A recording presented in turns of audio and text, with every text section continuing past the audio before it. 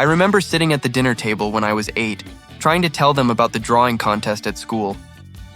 "I won second place today," I said, holding my fork in both hands like it might help them listen. Daniel was talking about his soccer practice. My father looked at him with pride, nodding at every word. "That's my boy," he said. I spoke again, louder. "I got a certificate too." No one looked at me. My mother just said, "Eat before it gets cold." I learned early that speaking didn't mean being heard. Years passed, but the feeling stayed the same. At every dinner, I tried to join conversations, but it always turned into Daniel's show. "Coach says I'll be captain next year," he bragged. My father laughed. "Of course. You're born for greatness." I smiled and said, "I finished my project early. My teacher liked it." My mother whispered to me, "Let your brother speak. He's saying something important." Important. I guess I never was. Birthdays made the difference even clearer.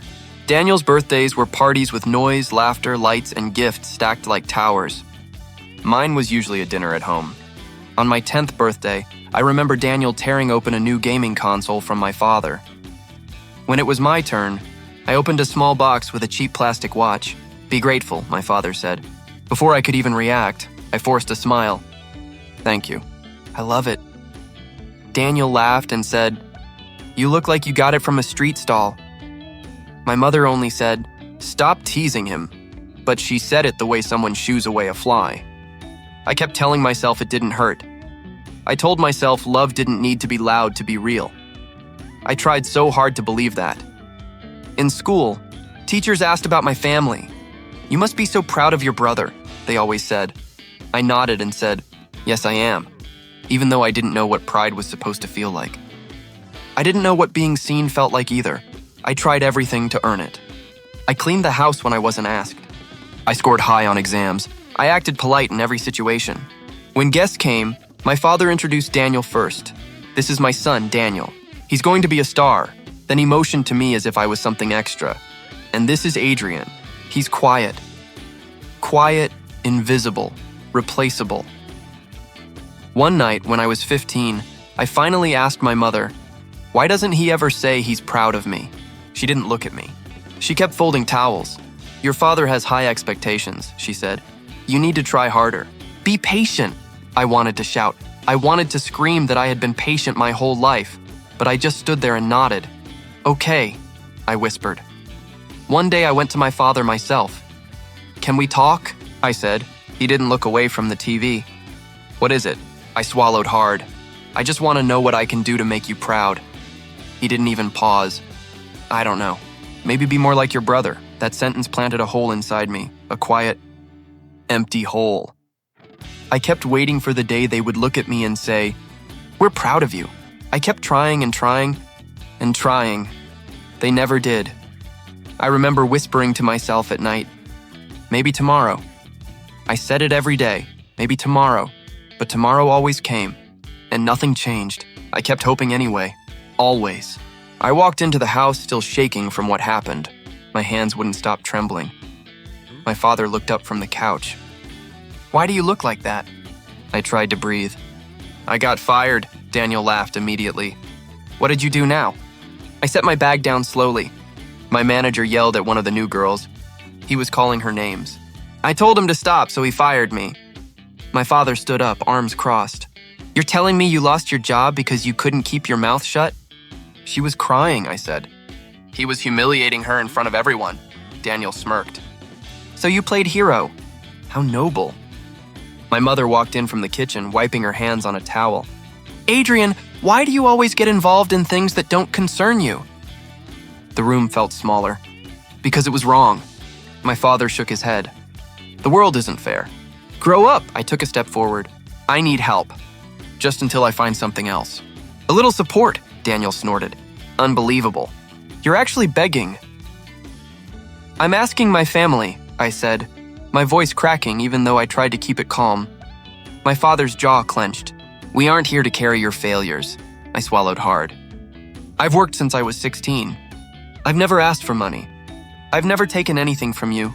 My mother whispered, "Be patient. You'll figure it out."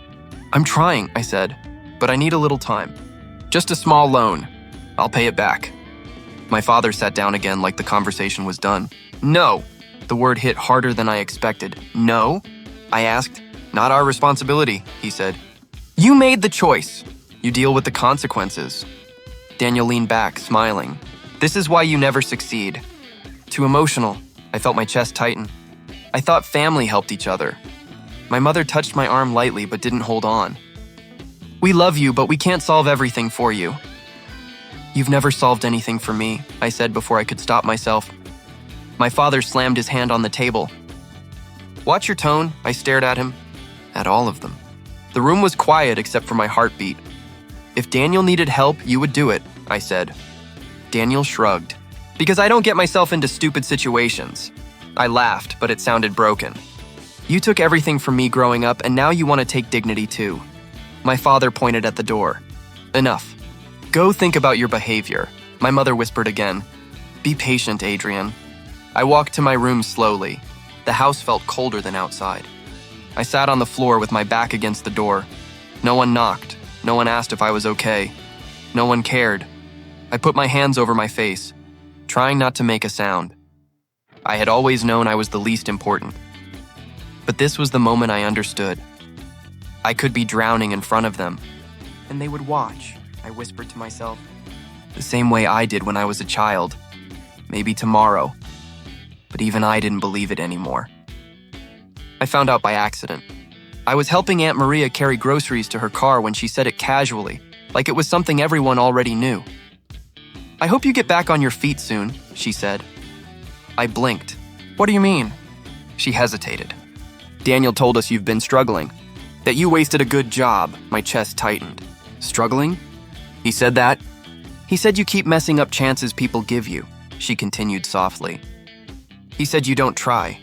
I felt the words hit like stones. That's not true. Aunt Maria looked uncomfortable. He also said you asked your parents for money again. Again?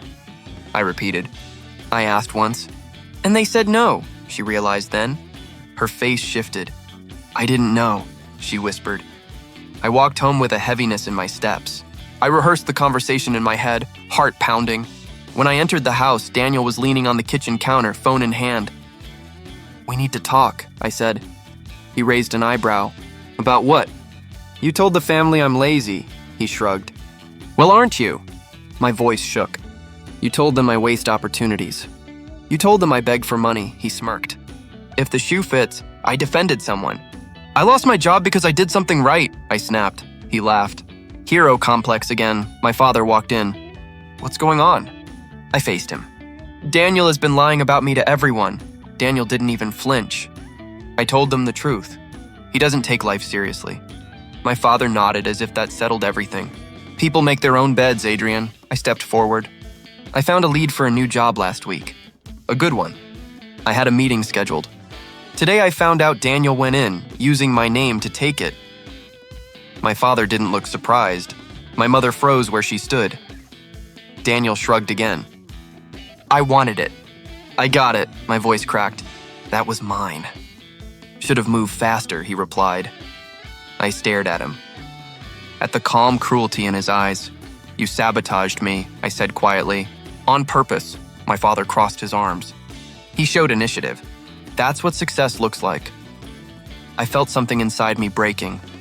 You're praising him for stealing from me. Daniel grinned. It's not my fault you're weak. My mother finally spoke, barely above a whisper. Daniel, that was wrong. Oh, now you notice something is wrong? I asked her. She looked down at the floor. I looked at my father. Do you really think I'm worthless? He didn't hesitate. I think you complain too much and take too little responsibility. Silence rang in my ears. I tried, I whispered. My whole life I tried. Daniel leaned closer. Trying isn't enough. I exhaled, long, slow, final. I'm done. My father scoffed. Stop acting like a victim. I felt my heartbeat steady. Not weak, not frantic, just clear. No, I said. I'm finally seeing things clearly. I turned toward the hallway. My mother called out, voice trembling. Adrian, wait! I didn't stop. I didn't look back. Something inside me ended in that moment, and something else finally began. I left the house with only a backpack. I didn't look back. My footsteps felt strange, like they weren't mine anymore. The door shut behind me with a dull click. No voices followed. No one called my name. Silence pressed against my ears. I walked down the street, trying to steady my breathing. The city stretched ahead, loud, indifferent, messy. I blended into it easily. I kept hearing their voices anyway. Stop acting like a victim. Be more like Daniel. Why can't you be grateful? I shook my head, whispering to no one. I tried so hard. I sat on a bench near the river. The water moved slow, like it didn't care who watched. I pulled my backpack closer. A few clothes. A notebook. My ID, that was it? Years of my life reduced to a single bag. My phone buzzed. Maya's name. I hesitated before answering. Yeah? Where are you? Her voice was sharp, urgent. Out, I replied quietly. Don't do that. Tell me where. I closed my eyes. By the river. The old walkway near the bridge. Stay there. I'm coming. I wanted to tell her no. I didn't want to be seen like this, hollow, scraped out. But I didn't hang up. 10 minutes later, she appeared, breathless. She looked at my backpack first, then at my face. What happened? She asked. I tried to speak. The words tangled. Daniel, he used me. Took everything. And they praised him. They looked at me like I was nothing. Maya's expression cracked. They did what? He took my job lead. Said I was lazy. Said I never try. They believed him. She sat beside me. And you just left? What was I supposed to do? Beg them to see me? No, she said firmly. You don't beg for love. That hit something deep. I stared at the ground. She placed a hand on my shoulder. Come stay with me, I shook my head. I don't want to be a burden. You're not, she said immediately. You've never been. Her voice didn't waver. Not once. I felt my throat burn. I don't know who I am anymore. You're someone who deserved better than people who only take, she whispered. The tears came before I realized. Hot, uncontrolled. I covered my face, but she didn't try to stop me. She didn't shush me. She didn't tell me to be strong. She just sat there with me while I broke. When I finally looked up, the sky had dimmed. The river reflected the streetlights. I felt lighter, not healed, not okay, but not alone. Maya stood. Let's go home. I nodded, shoulders trembling. As we walked, she stayed close but didn't drag me. Her presence was steady, like a hand I didn't have to hold to feel supported. I didn't know what tomorrow would look like. I didn't know who I would become. But the world didn't feel as empty as it had that morning. Something small flickered inside me, faint but real. I breathed as we walked, the weight of the past loosening just enough to let air in. I didn't have answers or a plan, but for the first time in a long while, I wasn't alone. I woke up early, same as always, but something was different. I didn't have a house full of voices or footsteps, just silence. I pulled on my jacket and headed out to look for work again. Any positions open? I asked a shop owner. He shook his head. Sorry, kid. I nodded and walked away. The next place gave me the same answer. And the next, I tried not to let the shame settle in my chest. Keep going, I whispered to myself. At a cafe, I asked again. I can clean tables, wash dishes, anything. The manager looked me over. Trial shift, start now. I nodded and worked. I wiped tables, carried trays, cleaned spills. My hands hurt, but I didn't complain. When my shift ended, the manager handed me a few notes and coins. Come again tomorrow. Thank you, I said quietly. On the way back, I kept my head down, afraid someone would see me and think less of me. Hey, a voice called out.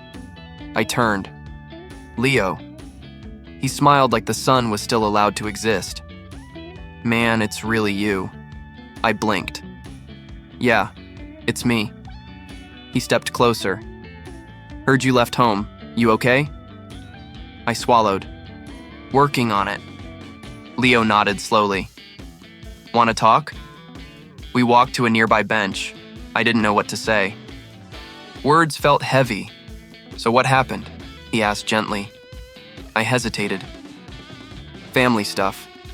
He didn't push. I get it. You don't have to explain. I exhaled slowly. I'm just trying to find my place. He leaned back. You always had potential, you know. Back in school, you were the one who helped everyone else, even me. I laughed weakly. I don't know about that. No, I mean it, he said firmly. You're hardworking. You care. People like that, they rise. Maybe not fast, but they rise. I looked down at my hands, still red from scrubbing. Doesn't feel like it. That's because you're in the middle of the climb. Nobody sees the view from the middle. His words hit somewhere deep. I asked quietly, "Why are you being nice to me?" Leo shrugged lightly. "Because you were nice to me when no one else was. Because I know what it's like to start over. And because you deserve someone in your corner." My chest tightened. I tried to breathe through it. He noticed. "Hey, you're not alone anymore. Okay?" I nodded, even though I wasn't sure I believed it. Leo stood. "Come on, let's get food. My treat." "You don't have to." "I want to," he insisted. We walked into a small shop and ordered simple plates. While we ate, I listened, really listened, to someone who saw me as human, as worth something. I whispered almost to myself, "Family isn't always blood." Leo smiled softly. "No, sometimes it's the people who show up and stay." And for the first time in a long time, I felt something warm in my chest. Not hope, not yet, but the beginning of it. When we stepped outside, the evening air felt softer, like the world had shifted. I looked at Leo and said, "Thanks for not looking at me like they did." He shook his head. "I see who you are, not who they said." I held that sentence close. I was sweeping the small storeroom when I heard my phone buzz. I almost ignored it, but when I saw the name, my breath caught. Mrs. Clark. I hadn't spoken to her in years. I answered with a shaking voice. "Hello?" "I've been looking for you," she said. "I heard you've been having a rough time." I hesitated. "I'm managing." "You don't have to pretend with me. Come to my office tomorrow. I have something for you." I stood in silence, holding the phone like it was a lifeline. "Why me?" "You helped me once. Let me help you now." When I walked into her small company the next morning, she smiled. "I need someone who works hard. I remember how you were. Can you start today?" I nodded. "Yes, I can." The work was simple at first. Inventory, deliveries, organizing files. I came early and left late. My hands ached, my back burned. But there was no mockery, no comparisons, no empty sighs of disappointment. Just effort and progress. One afternoon, while lifting boxes, someone stepped beside me. "Need help?" she asked. I looked up. Sarah. Soft eyes. Gentle tone. "I'm fine," I said. "You don't have to be fine all the time." She lifted the other side of the box. We moved it together. She didn't stare. She didn't question the weight I carried that had nothing to do with cardboard. At lunch, she sat across from me. "You're new here?" "Yeah." Trying to get back on my feet. She smiled, small and real. "You don't need to explain. Everyone starts somewhere." I didn't know what to say to kindness like that. Days passed. Work became routine. One evening, I stayed late finishing a task. Sarah found me there. "You don't stop, do you?" she asked softly. "I can't afford to." She nodded. "I know that feeling." I looked at her. "Really?" My family expected perfection. When I couldn't give it, they pretended I wasn't there. Her words hit me like a quiet mirror. I whispered, "I know exactly what that's like." She sat beside me on the floor. No judgment, no pity, just presence. "Do you ever think you'll be free of it?" I asked. "I think healing is slow," she said, "but it's real when it comes." Her voice was steady, mine was not. "I'm trying, and that matters." The next weeks were full of sweat and silence. Mrs. Clark praised my work sometimes, not excessively. just enough to feel seen. "You're doing well," she said one day. I lowered my head, not sure how to receive it. "Thank you." Sarah and I talked more. Not about pain every time. Sometimes just about music, about the weather, about nothing at all. I didn't feel invisible. I didn't feel judged. I felt like someone who existed. One evening, while we were leaving, she stopped me. "You're growing," she said. I laughed quietly. "It doesn't feel like much." It is. Growth isn't loud. I looked up at the sky. The world seemed wider than it had been. I didn't say I was healed. I wasn't. I didn't say everything was solved. It wasn't. But I was not the ghost I had been. I was building something, piece by piece. Later that night, walking home, I noticed my breathing was calmer. The air didn't sting like before. I whispered, "Maybe I can do this." I thought of the house I left and the silence there. I had survived that. For the first time, I didn't feel empty. I felt something beginning. I wasn't healed, but I was moving. Forward slowly. I was at work organizing files when my phone buzzed. I saw Maya's name. I answered. "Hey," I said. Her voice sounded tight. "Did you hear about Daniel?" I paused. "No, what happened?" She sighed. "He messed up a major project. They might fire him." I leaned back. "I see." "You're not surprised," she said. "I'm not," I whispered. "He never knew how to treat people." Maya was quiet. "Your dad is furious." "Of course he is," I said. "His image matters more than anything." Later, Leo came by the shop. He leaned against the counter. "Family chat is burning." "I left it months ago," I said. "Well," he said, "Daniel exaggerated numbers and blamed a coworker. They caught him," I let out a breath. "Just like he did to me." Leo nodded. "Your dad is trying to control the story." "I know," I said. "He cares more about appearances than truth." A few days later, my cousin Jonah called. "Hey," he said. "I'm sorry." "I didn't believe you." I sat on my bed. "About Daniel?" "Yeah, he told everyone you were jealous." I believed him. "I'm sorry." I closed my eyes. "Thank you for saying that." "He ruined your name," Jonah said. "Now people see him clearly." "I don't need them to see," I said. "I just needed peace." The next day, my phone rang again. My father's name was on the screen. I answered. "Yes?" His voice was stiff. "Your brother needs guidance." I felt still. "Guidance?" "You are calmer," he said. "You can help him," I exhaled. "When I needed help, you called me a disappointment." He was silent. "That was the moment I stopped being your son," I said. He had no answer. Later, my mother called. "Hello?" I said. Her voice was weak. "Your brother is struggling. He needs support." I blinked. "Support?" "Yes," she said. "He is family." I felt something inside me harden. "When I asked for help, you let me drown." She was quiet. "We didn't understand." "You understood," I said. "You just didn't care." "Please," she whispered. "I can't fix him," I said. "He is not my responsibility." I hung up. A week later, Aunt Linda visited the shop while I was sweeping. She looked nervous. "I didn't know where else to talk to you," she said. I set the broom aside. "What's going on?" She lowered her voice. "Your father is breaking down. He's blaming everyone. Your mother is crying all the time. Daniel is saying no one supports him." I nodded. She studied my face. "Do you feel anything about it?" I thought before answering. Once I would have given anything to be the one they needed.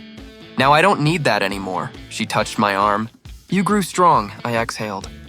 "I had to," she nodded. "I'm proud of you." The words felt strange, real. "Thank you," I whispered. Sarah noticed when I came into the living room. "You look distant," she said. "They want me back," I said. "But only because they are falling apart." She sat beside me. "How do you feel?" I thought for a moment. "Calm, free," she nodded. "Then keep going." I looked at my hands. Once they reached for them. Begged for them. Now they were steady. Karma never needed my help. I was finishing paperwork at the shop when my phone rang. I saw the name, my father. I stared for a moment, then answered. "Yes?"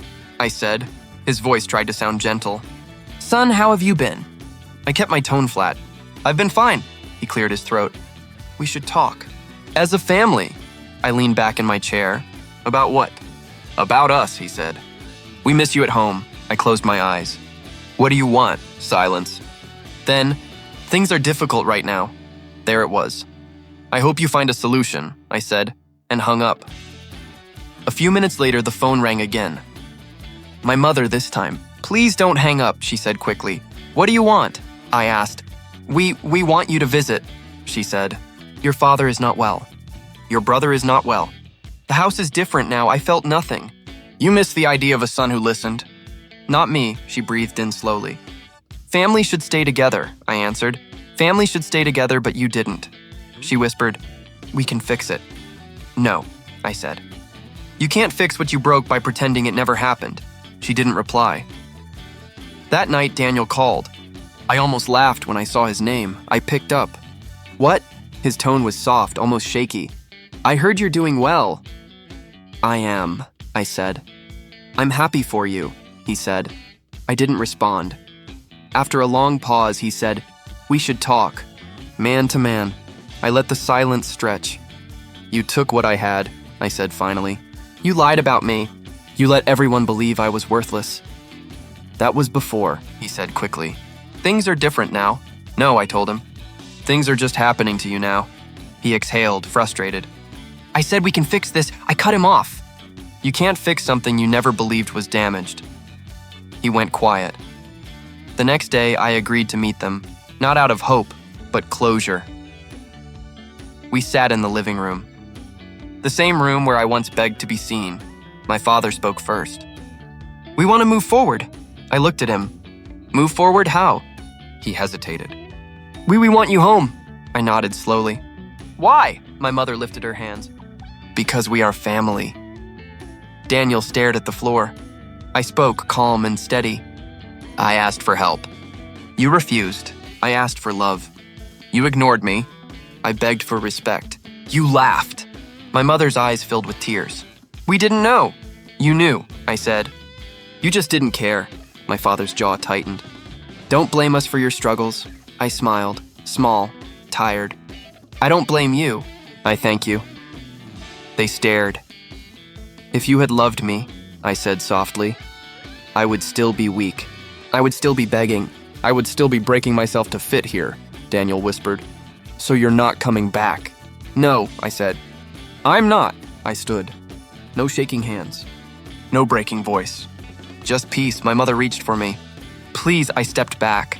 I forgive you, I said. But I do not return. When I walked out the door, the sky felt wide. I didn't look back. I didn't need to. We were still sitting in the living room. The air felt heavy.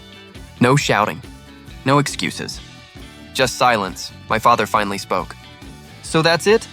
You're just walking away? I looked at him. I'm not walking away from family. I'm walking away from pain, he frowned. We are your family. I shook my head slowly. Family shows up. Family listens. Family protects. You didn't. My mother's voice trembled. We made mistakes. But we tried. When? I asked gently. Tell me one moment when you stood with me. One moment when you chose me. She opened her mouth, then closed it. Tears slipped down her face. Daniel leaned forward. Look, I messed up. But I'm your brother. Doesn't that mean anything? It meant everything, I said. That's why it hurt. He flinched. I was stupid. I thought I had to win. And I was just someone to step on, I replied. No, he said, shaking his head. I didn't mean, but you did, I said quietly. The room stayed still. My father rubbed his forehead. We can do better now. We can start over, I breathed slowly. You want the version of me who was desperate for your approval. That version is gone. My mother sobbed harder. We love you. Maybe you believe that now, I said. But love without care isn't love. It's just a word, Daniel's voice cracked. So you're leaving us behind? No, I said. I'm leaving who I was behind. He looked lost. I stood. My father whispered, I never thought you'd be strong enough to leave. I didn't either, I admitted. But life taught me strength when home didn't. My mother reached for my arm. Please just stay a while. Tell us what to do. Tell us how to fix this. I stepped just out of her reach. You can heal yourselves. I hope you do, but I won't be your glue. Daniel stared at me like he didn't recognize who I had become. "Do you hate us?" he asked. I shook my head. "No, hate would mean I still carry you with me." "I don't," my father swallowed hard, pride finally cracking. "Will we ever see you again?" I met his eyes. "Maybe, when seeing me doesn't mean needing something from me." No one spoke after that. I walked to the door. The house felt smaller than I remembered. My mother quietly said, "I'm sorry." I paused, not turning back. "Thank you." Then I walked out. The sunlight outside felt warmer than any welcome I'd ever received inside that house. When I returned to Maya's place, she looked up from the couch. "How did it go?"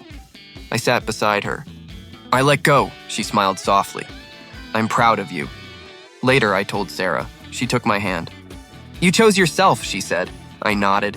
For the first time, my life was not perfect, not grand, not easy, but it was mine. Family is not who shares your blood. It is who protects your heart.